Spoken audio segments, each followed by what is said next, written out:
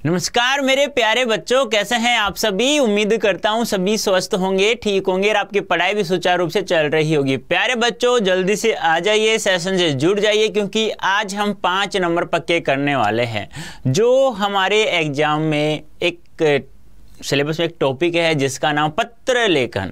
और पत्र लेखन से हमारे जो एग्जाम में आएगा, अनौपचारिक औपचारिक दोनों विकल्प में होंगे। आप दोनों में से कोई सा भी कर सकते हैं, चाहे तो औपचारिक कीजिए चाहे अनौपचारिक कीजिए, ठीक है। लेकिन मैं तो सुझाव दूंगा कि आप लोगों को औपचारिक पत्र लिखना है, क्योंकि बहुत कम बच्चे होते हैं, 100 में से कोई 10 ही बच्चे होते हैं जो औपचारिक पत्र लिखता है, और लगभग बच्चे सभी अनौपचारिक पत्र ही लिखते हैं, ठीक है। तो जल्दी से जुड़ जाइए। कुछ ही सेकंड्स में यानी कुछ ही समय में हम लोग पूरा का पूरा पत्र लेखन को समझ लेंगे। तो आ जाइए, जुड़ जाइए मेरे साथ, आपके अड्डा 24/7 क्लास 9th और 10th के साथ में आ जाइए जल्दी से प्यारे बच्चों।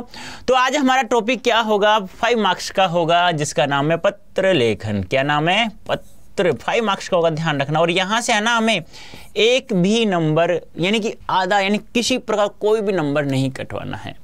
पहले तो हम ये जानेंगे कि पत्र लेखन का प्रारूप कैसा होता है, कैसे लिखेंगे हम लोग।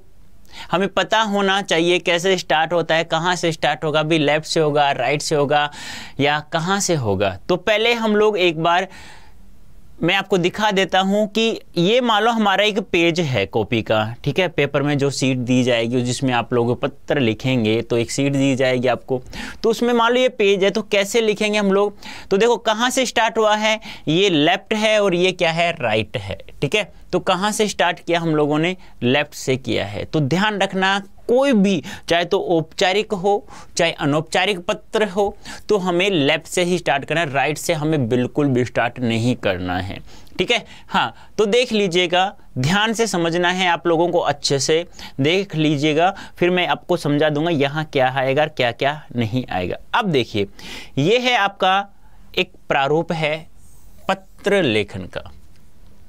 अब यहाँ कैसे, जैसे कि मान लो आप लोगों ने साधारणतया आप लोगों को छुट्टी चाहिए स्कूल से, कि बड़े भाई की शादी है सर, मुझे 2 दिन का अवकाश चाहिए। तो आप लोगों को क्या लिखना पड़ेगा, प्रार्थना पत्र लिखना होगा, जो किसके अंतर्गत आता है, क्योंकि पत्र आपका 2 प्रकार का होता है, औपचारिक और अनौपचारिक। अब जो प्रार्थना पत्र आप लोग लिखते हैं, तो वह औपचारिक के अंतर्गत आता है, क्योंकि जो औपचारिक पत्र होता है वह एक सरकारी कार्यालय से दूसरे सरकारी कार्यालय में या किसी भी सरकारी कार्यालय में लिखा जाता है। और अनौपचारिक में क्या होता है, हमारे दुख सुख की बातें एक दूसरे से शेयर की जाती हैं, कि यार क्या करूं, मेरा एग्जाम अच्छा तो आया पर डर लग रहा है यार, थोड़ा सा ऐसे लगता है कहीं रह ना जाऊं 1-2 नंबरों से। तो अपने दुख सुख की बातें आप लोग स्टार्ट कर सकते हैं, ठीक है। वो होता है अनौपचारिक। तो यहाँ जो आप लोग लिखते हो, ये जो 3 लाइनें में आपने जो भी लिखा है, ये होता है प्रेषिति का। अब प्रेषिति क्या होता है ये भी पता होना चाहिए। यानी कि मैं आपको लिख रहा हूं एक पत्र, ठीक है, तो मैं लिख रहा हूं ना, तो मैं तो कहलाता हूं प्रेक्षक। ध्यान रखना दोनों शब्दों को, प्रेक्षक और प्रेषिति। प्रेक्षक तो क्या होता है, लिखने वाला। क्या होता है, लिखने वाला। और प्रेषिति होता है जिसे लिखा जाता है, यानी कि जिसको प्राप्त हो जाए, जिसे लिखा जाता है, जिसे लिखा जाता है। ध्यान से समझना, बहुत ही अच्छे से समझाऊंगा कि बस इन कुछ समय में, जितने समय में ये सेशन कंप्लीट करूं, तो आपको जैसे ही कंप्लीट करूं तो आप लोग कहो कि हाँ, अब मैं किसी भी प्रकार का पत्र लिख सकता हूं, ठीक है। तो ये हो गया, जैसे कि आप लोग लिखते हैं ना, प्रार्थना पत्र लिख रहे हो, औपचारिक पत्र, तो आप लोग लिखते हो ना सेवा में, लिखते हो नहीं लिखते, लिखते हो ना इस प्रकार से, तो इस प्रकार से आप लोग लिख देंगे। ये तो हो गया प्रेषिति का पता। अब ये हो गया, आप लोग लिखते हो विषय। क्या लिखते हो, विषय।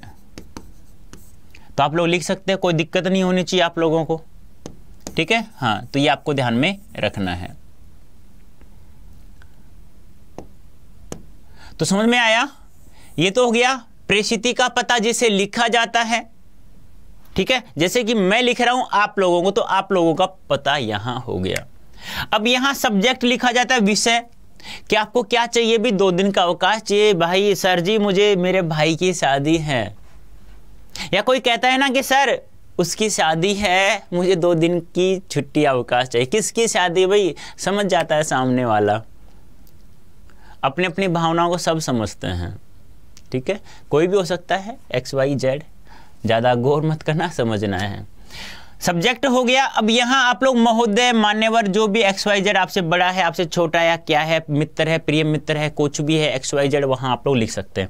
फिर यहाँ से स्टार्ट करते हैं आप लोग। उपयुक्त विषय अंतर्गत नंबर निवेदन है कि मेरे भाई की शादी है, ऐसे ऐसे ऐसे, मैं इस क्लास का छात्र हूँ, मुझे, यानी मुख्य विषय वस्तु लिखने हैं यहाँ पर, मुख्य विषय वस्तु, मुख्य विषय वस्तु। ठीक है, यहां आप लोग लिखेंगे फिर धन्यवाद। और ये होता है ना प्यारे बच्चों, ये होता है प्रेक्षक का पता। और प्रेक्षक क्या होता है मैं बता चुका हूं, लिखने वाला। जैसे मैं आपको लिख रहा हूं तो ये मेरा पता, समझ में आया। अब एक सरकारी कार्यालय दूसरे सरकारी कार्यालय में लिखा जाता है, तो एक यहाँ क्रमांक से स्टार्ट कर लेते हैं बीच में।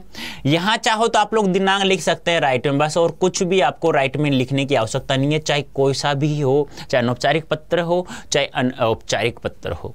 ठीक है, ध्यान रखना। तो सब स्टार्ट कहाँ से होता है, लेफ्ट साइड से होता है, राइट साइड में कुछ भी नहीं लिखेंगे किसी भी प्रकार का।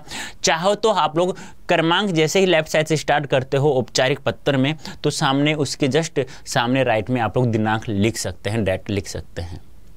ठीक है, कोई दिक्कत है, आगे चलते हैं।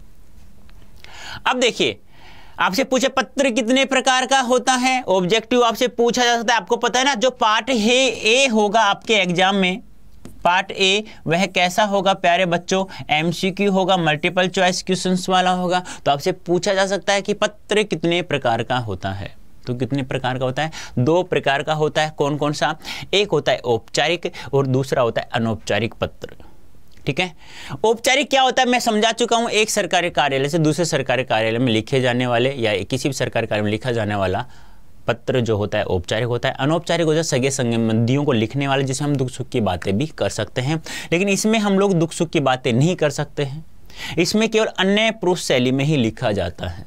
देख लीजिए, अनौपचारिक पत्र विभिन्न सरकारी अर्ध सरकारी कार्यालयों संस्थानों आदि को लिखे जाने वाले पत्र अनौपचारिक पत्र के अंतर्गत आते हैं। ऐसे पत्रों के साथ हमारा कोई व्यक्तिगत संबंध नहीं होता है। आपसे पूछा जाता है किस प्रकार के पत्र में व्यक्तिगत संबंध होता है या नहीं होता है।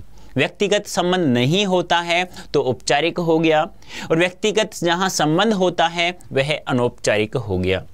या मैं एक चीज और बात करूं, आप लोगों से पूछा लिया जाए कि मान लो ये तो पत्र हो गया, आपसे पूछ लिया जाए कि औपचारिक शिक्षा क्या होती है।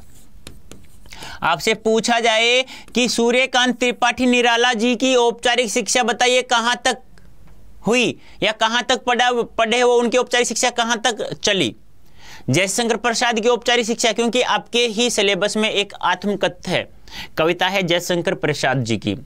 बादल राग जो हमारी उत्साह, जो हमारे सूर्यकांत त्रिपाठी निराला जी की है, तो क्यों नहीं पूछा जा सकता आप लोगों से कि बताइए औपचारिक शिक्षा निराला जी की, जयशंकर प्रसाद जी की। तो आप कहते हो सर जयशंकर प्रसाद जी की औपचारिक शिक्षा 8वीं कक्षा तक हुई, निराला जी की 9वीं कक्षा तक हुई, कहते हैं ना। तो औपचारिक शिक्षा क्या होती है, विद्यालय द्वारा प्राप्त की गई शिक्षा को औपचारिक शिक्षा कहा जाता है। जैसे आप लोग किसी स्कूल में जाते हो, LKG UKG नर्सरी पढ़ते हो ना आप लोग, 12th तक कॉलेज में जाते हो, तो कॉलेज स्कूल विद्यालय द्वारा प्राप्त की गई शिक्षा को औपचारिक शिक्षा कहा जाता है। अनौपचारिक क्या होता है, परिवार द्वारा समाज द्वारा जो शिक्षा दी जाती है उसे अनौपचारिक शिक्षा कहा जाता है। वैसे ही हम लोग यहाँ चर्चा करें तो औपचारिक जो पत्र होता है वह सरकारी अर्ध सरकारी संस्थानों आदि में लिखे जाने वाले पत्र होते हैं, और इनमें किसी प्रकार का कोई व्यक्तिगत, एक दूसरे से कोई व्यक्तिगत संबंध नहीं होता है, इसलिए हम इसमें दुख सुख की बातें नहीं कर सकते। जो अनौपचारिक पत्र होता है ये वे पत्र होते हैं जिसके साथ जिनके साथ हमारा व्यक्तिगत संबंध होता है। अब व्यक्तिगत संबंध होगा तो बताइए दुख सुख की बातें कर सकते हैं या नहीं कर सकते? कर सकते हैं ना भाई, कैसा है, क्या हाल चाल है, और बता अपनी जो पढ़ाई, क्या तुम्हारी पढ़ाई कैसी चल रही है, अच्छी चल रही है ना, ये बता वो क्या कर रहा है, वो मैडम थी वो पढ़ाती थी अब कहाँ पढ़ाती हैं, वहीं पढ़ाती हैं क्या, वगैरह वगैरह। आप लोग कैसे भी बातें कर सकते हैं। ये पत्र सगे संबंधियों, सगे संबंधी जानते हैं जिसमें आपका चाचा काका ताऊ बाबा मामा बुआ फूफा जो भी होता है XYZ परिचितों आदि को लिखे जाते हैं। इन पत्रों से हमारी आत्मीयता जुड़ी रहती है, आत्मा जुड़ी रहती है। यार ये गलत हुआ, उनके साथ ऐसा नहीं होना चाहिए था, वो 1 नंबर से मेरिट्स में रह गया, तो ऐसा नहीं होना चाहिए। ऐसा बोलते हो नहीं बोलते हो तो ऐसा आप लोग कहाँ लिखेंगे? अनौपचारिक। ये दोनों हैं आपके सिलेबस में, ये विकल्प में होंगे दोनों, विकल्प यानी अथवा जिसे आप लोग बोलते हो, दोनों में से कोई एक पत्र आपको लिखना होगा। ठीक है, चलो आगे चले, समझ में आ गया यहां तक।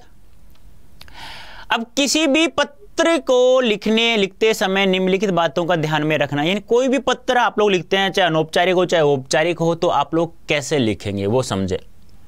भाषा शैली सरल होनी चाहिए, सहज होनी चाहिए और स्पष्ट लिखी हुई होनी चाहिए। संक्षिप्त रूप में लिखे होने चाहिए। संक्षिप्त क्या होता है? छोटा रूप, यानी कि फालतू की बातें नहीं होनी चाहिए उसमें, छोटा रूप बिल्कुल। मौलिकता होनी चाहिए, यानी मौलिक होना चाहिए, उसमें दिखावटीपन बनावटीपन नहीं होना चाहिए, मौलिक रूप से शब्दों का प्रयोग होना चाहिए उसमें। समझ में आया? तो भाषा सरल एवं सहज होनी चाहिए, संक्षिप्त रूप में लिखा होना चाहिए, मौलिकता होनी, दिखावटी बनावटी आदि शब्दों का प्रयोग उसमें बिल्कुल भी हमें नहीं करना चाहिए। ठीक है, यानी स्पष्ट रूप से लिखा हुआ होना चाहिए।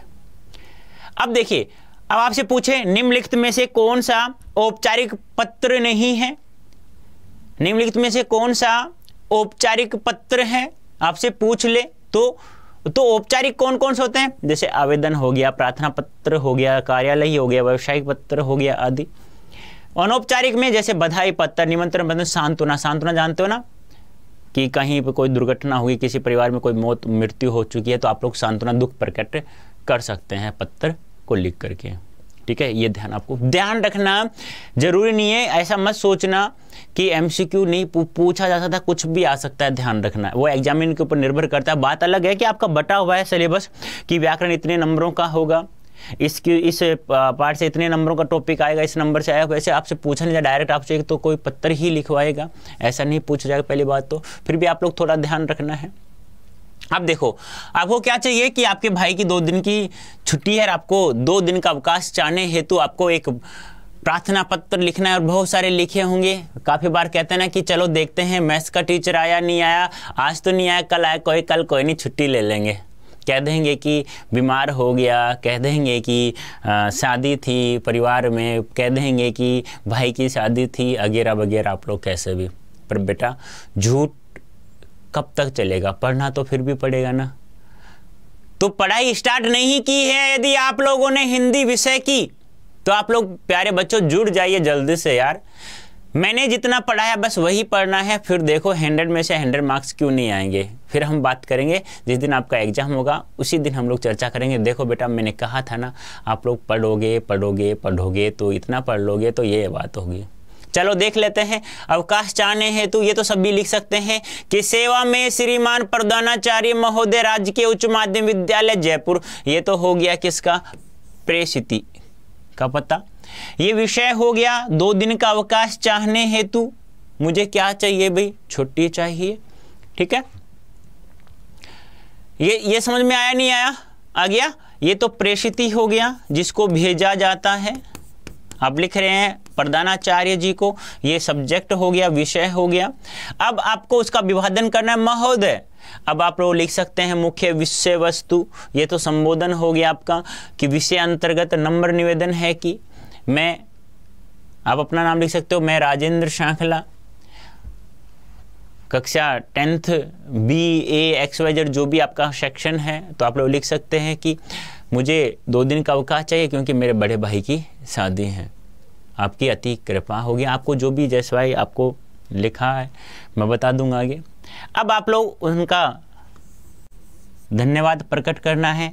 अब आपको यहाँ जो भी लिखता है जिसे हम लोग प्रेक्षक कहते हैं उसका पता हो जाएगा। बोलो समझ में आया या नहीं आया? आ गया अच्छे से, कोई दिक्कत नहीं है। चलो नेक्स्ट देखते हैं हम लोग एक और। आपके शहर में 2 दिनों से नल अर्थात पानी नहीं आ रहा तो आप जलदाय विभाग को एक शिकायत पत्र लिखें। यानी कि आप कक्षा 10 के छात्र हैं, अब आपको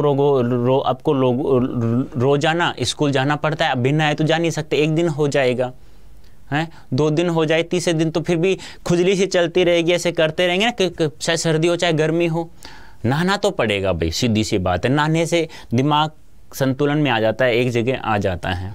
तो 2 दिन से नहीं आ रहा तो आप लोग क्या करेंगे? एक जिम्मेदार नागरिक हैं तो जिम्मेदार नागरिक जलदाय विभाग को आप लोग एक पत्र लिखना है, शिकायती पत्र। तो देख लीजिए, सेवा में श्रीमान, देखो ध्यान रखना है, लेफ्ट साइड से लिखना है, बाएं साइड से लिखना है आपको सब कुछ, किसी भी प्रकार का कोई भी राइट साइड से नहीं लिखेगा किसी भी प्रकार से। सेवा में श्रीमान जल अभियंता, आप इंजीनियर हैं, जल विभाग यानी सॉरी आप इंजीनियर को लिख रहे हैं एक शिकायती पत्र, जयपुर। ये हो गया आपका प्रेषिति का पता। विषय नल अर्थात पानी नहीं आने के बाबत, यानी कि नल नहीं आ रहा है, पानी नहीं आ रहा है भाई। हम लोग स्कूल में जाते हैं रोजाना, हम बहुत सारे यहाँ बेरोजगार हैं तो रोजगार के लिए जाते हैं, तो उनको जल तो चाहिए नहाने के लिए, पीने के लिए पानी नहीं आता, नहाने के लिए जल नहीं आता। रोज़मर्रा की ज़िंदगी जी रहे हैं हम लोग, रोज़मर्रा कार्य में बिना जल के कोई भी कार्य नहीं किया जा सकता। तो आप लोग ऐसे कैसे कर सकते हैं? आपकी जिम्मेदारी है कि आप लोग समय पे हमें जल उपलब्ध कराइए, पीने का पानी उपलब्ध कराइए। तो आप लोग लिख सकते हैं, ठीक है। ये हो गया। आगे देखो, महोदय संबोधन प्रकट कर रहे हैं उनका।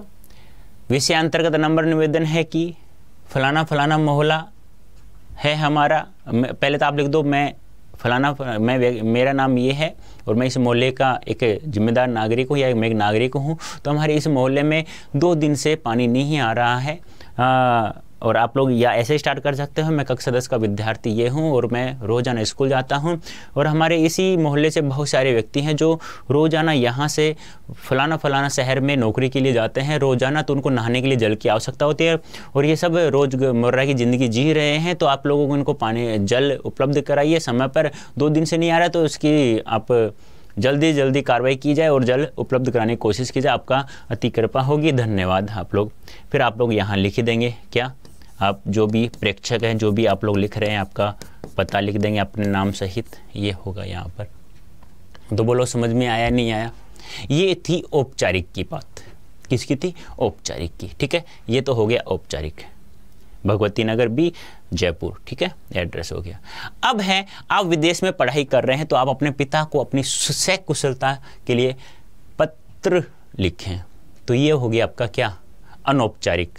अब इसमें आप अपने पिताजी को क्या लिखेंगे क्या नहीं वो आप लोग अच्छे से जानते। तो मैं तो ये कहूँगा प्यारे बच्चों कि आप है ना औपचारिक पर ध्यान देना, अनौपचारिक पर कम ही ध्यान देना, क्योंकि अनौपचारिक सब भी लिखेंगे, कोई 10% है जो औपचारिक में आएंगे, ठीक है। तो बहुत सीधा है, इजी है। अपना एड्रेस लिखेंगे पहले तो आप, प्रेषक का पता, प्रेषक का जिसको आप लोग भेज रहे हैं, प्रेषक या प्रेषिती का पता लिखेंगे। B113 भगवती नगर जयपुर हो गया। B10 गणेश मंदिर के पास मोती डोंगरी जयपुर। ये हो गया आपका प्रेषिती का पता, ठीक है। ये आपको ध्यान में रखना है। तो ये तो क्या हो गया, प्रेषक भेजने वाला हो गया। प्रेषक या प्रेक्षक एक ही बात है, प्रेषक बोल दो या प्रेक्षक बोल दो। ये प्रेषिती हो गया जिसको आप लोग भेज रहे हैं, ठीक है। समझ में आ रहा है ना मैं क्या कह रहा हूँ? ये तो आपका हो गया। B113 भगवती नगर जयपुर से आप कहाँ लिख रहे हैं? B10 गणेश मंदिर के पास मोती डोंगरी जयपुर को आप लोग लिख रहे हैं। तो दोनों हो गए एड्रेस। ध्यान रखना ये अनौपचारिक के अंतर्गत इस प्रकार से लिखा जाता है, गलती नहीं करनी आप लोगों को। अब आपका आदरणीय पिताजी को लिख रहे हैं, सादर चरण स्पर्श लिख रहे हैं, तो आप यहाँ पे अपनी मुख्य विषय वस्तु लिख दीजिए कि मैं ठीक हूँ, मेरी पढ़ाई भी अच्छी चल रही है, रोजाना 10 किलो खाना भी खाता हूँ, रोजाना कसरत भी करता हूँ और पढ़ाई भी करता हूँ, झूठ मूठ से कुछ भी आप लोग लिख दीजिए। खुशी कर, आपको अपने पिताजी को खुश रखना है तो पढ़ाई कीजिए अच्छे से, मेहनत से। अब आप यहाँ पर अपना एड्रेस भी लिख दें, कोई दिक्कत नहीं है, ठीक है। आप अपना नाम लिखेंगे क्योंकि पिताजी को लिख रहे हैं, एड्रेस तो आपने लिख ही दिया पहले ही। तो मुझे बता सकते हैं कि आपको समझ में आया या नहीं आया। आप पीछे जल्दी से फास्ट ट्रैक्स में यानी कि डबल स्पीड करके आप 5 मिनट में भी देख सकते हैं, कंप्लीट हो जाएगा। तो उम्मीद करता हूँ आप लोग अच्छे समझ में आ गया होगा प्यारे बच्चों। अब ये कोड है यहाँ पर ये कोड भी यूज करना है। ये कोड कहाँ यूज करना है? यदि आप लोग निश्चय बैच में जुड़ना चाहते हैं तो Y323 कोड यूज करें और आपको मैक्सिमम डिस्काउंट प्राप्त हो जाएगा। ठीक है, आप पावरफुल अंग्रेजी सीखना चाहते हैं तो भी आप कोड यूज करें Y323, तो मैक्सिमम डिस्काउंट आपको प्राप्त हो जाएगा। ठीक है, अब आप लोगों को PDF चाहिए, PYQ चाहिए, जो भी आपको XYZ जो भी चाहिए प्यारे बच्चों, तो आप अड्डा 24/7 ऐप डाउनलोड कीजिए प्ले स्टोर से, आपको सब फ्री ऑफ कॉस्ट यहाँ से प्राप्त हो जाएगा। देखो हम लोग आप लोगों के लिए इतने मेहनत कर रहे हैं यार, आप लोगों से कह रहे हैं कि ये डाउनलोड करें अड्डा 24/7 ऐप, यहाँ से फ्री ऑफ कॉस्ट आपको प्राप्त हो जाएगा। प्रत्येक सेशन आपको टाइम से लेना है। जिन क्वेश्चन की हम लोग प्रैक्टिस करवा रहे हैं, आप हमारे साथ साथ प्रैक्टिस करने के बाद भी अपने घर पर बैठकर PDF प्राप्त करके भी तैयारी कर सकते हैं। तो कौन माइका लाल हमें 100% मार्क्स लाने से रोक सकता है? अभी फिर भी कहीं पे आपको दिक्कत है तो निश्चय बैच में जुड़ जाइए ना। आपको कोड यूज करना है Y323, बस कोड यूज करके आप प्रत्येक सब्जेक्ट में 100% मार्क्स लाने का दावा रखो ना यार। हम कह रहे हैं ना 101%, हम दिलाएंगे आप लोग 100% मार्क्स प्रत्येक सब्जेक्ट में। तो आ जाइए, जुड़ जाइए यार। इतना देरी, इतना सोचने की बात क्या है? ना कुछ पैसे में आप लोग पेड बैच से जुड़ने के लिए आ जाइए यार। हम लोग मेहनत करेंगे आप लोगों के साथ साथ में, डबल मेहनत करेंगे आप लोग, मजा आएगा आपको। हाँ यार, ना कुछ पैसे में हमें 100 में से 100 मार्क्स प्रत्येक सब्जेक्ट में प्राप्त हो चुके हैं। ठीक है, तो आप लोग कहाँ पढ़ रहे हैं? अड्डा 24/7 class 9th and 10th YouTube channel पर। अच्छा लगे तो लाइक वगैरह आप लोग देख लीजिए, लेकिन कमेंट अवश्य करना। मैं कमेंट देखता रहता हूँ, बहुत कम बच्चों के कमेंट आ रहे हैं फिलहाल, क्योंकि वो कहते हैं ना कि हिंदी सर हम बाद में पढ़ेंगे यार, इतने दिन पढ़ लेंगे तो ये काम हो जाएगा। नहीं प्यारे बच्चों, हिंदी विषय भी मैथ साइंस की तरह उतना ही महत्वपूर्ण है जितना आपके अदर सब्जेक्ट हैं। यदि आप लोग यहाँ से 100% मार्क्स प्राप्त करते हैं तो आप लोग बहुत अच्छी परसेंटेज अचीव कर सकते हैं। तो प्यारे बच्चों, अभी के लिए इतना ही। धन्यवाद, थैंक यू सो मच।